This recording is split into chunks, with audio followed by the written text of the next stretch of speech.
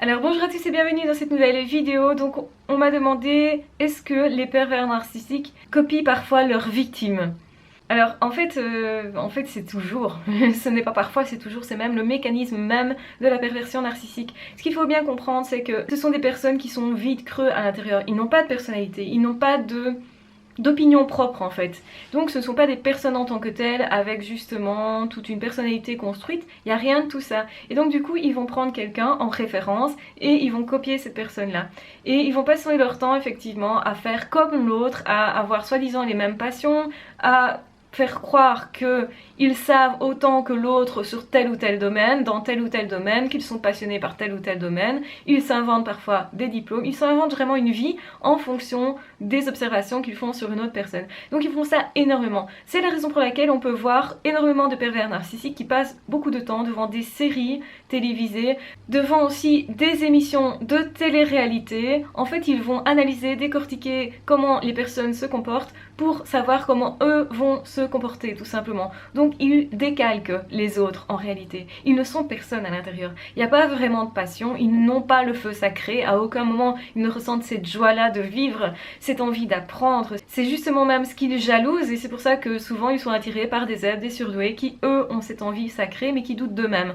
Et donc du coup ça en fait des victimes potentielles idéales parce que faciles à copier, surtout que ces personnes-là ont besoin de se confier généralement, aiment parler, aiment partager et donc du coup c'est du pain béni pour eux, ils adorent ça. Forcément on leur donne plein d'infos sur qui nous sommes et c'est pour ça que durant la première phase qui est la phase de séduction, ils se renseignent énormément sur la personne, soit par les personnes autour, donc les copains, copines, etc.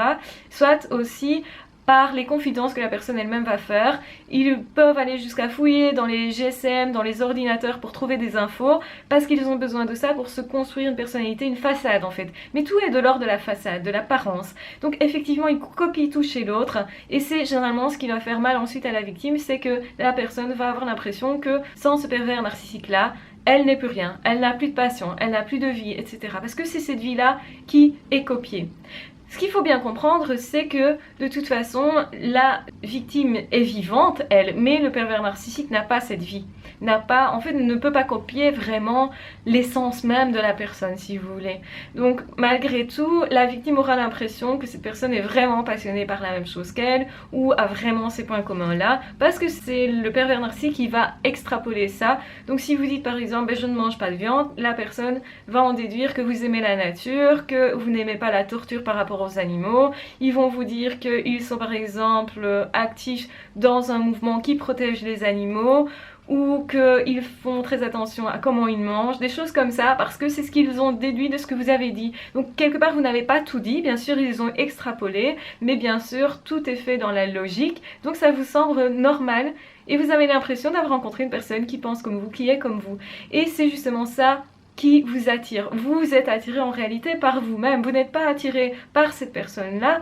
Vous serez attiré par une personne qui vit des choses similaires à vous, qui a peut-être justement de quoi partager, mais en fait on est plus attiré par quelqu'un qui a aussi sa spécificité, donc sa personnalité propre, même s'il y a des points communs. Donc on recherche tous quelque part des points communs avec les autres parce que ça fait écho, ça nous donne le sentiment de lien, ça nous permet de partager plus en confiance, et c'est pour ça qu'on est tellement en confiance avec un pervers narcissique, c'est parce qu'on pense que l'autre est comme nous et que donc on ne doit pas se méfier puisque la personne est comme nous, c'est que forcément cette personne est aussi empathique, aussi sympa, aussi gentille, aussi tolérante, etc., aussi amicale, et on a l'impression d'avoir trouvé un havre de paix, et donc on a vraiment l'impression d'une lune de miel comme ça. Au départ on s'éclate, ça nous éclate d'avoir trouvé ça, et on se dit c'est fabuleux, j'ai de la chance dans la vie, machin.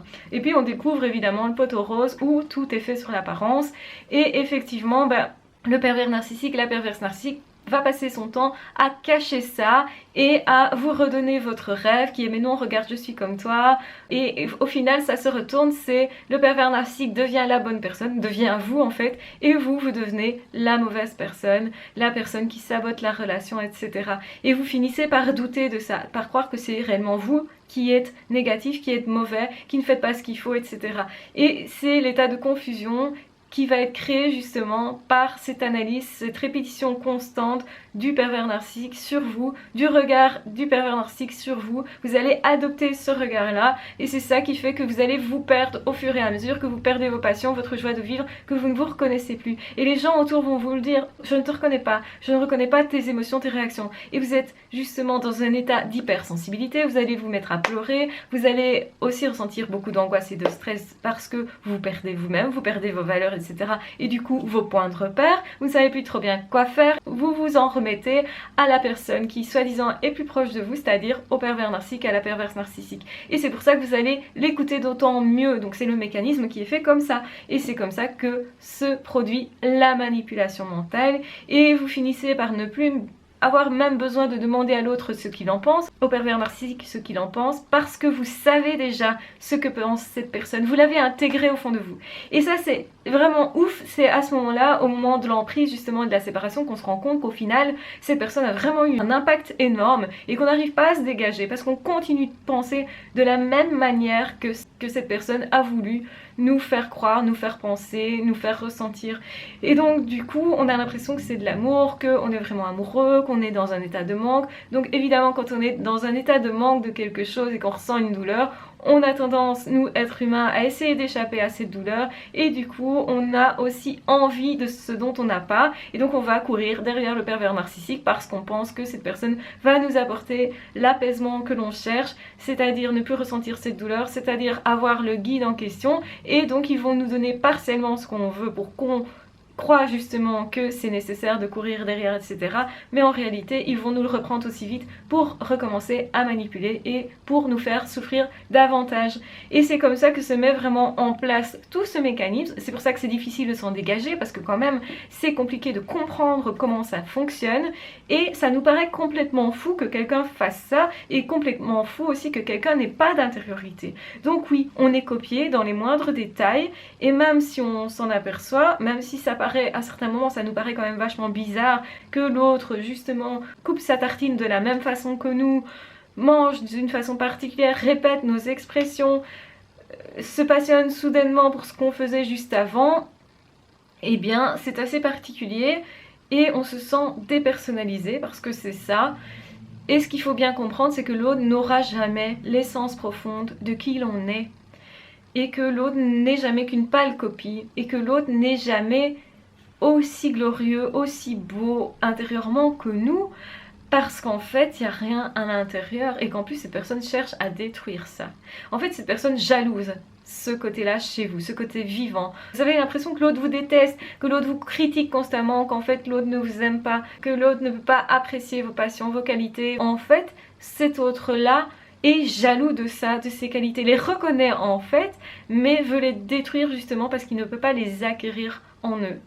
Et c'est ce manque-là qui fait qu'ils sont jaloux. Effectivement, quand quelqu'un vous critique, c'est toujours une personne qui a du mal avec telle ou telle caractéristique.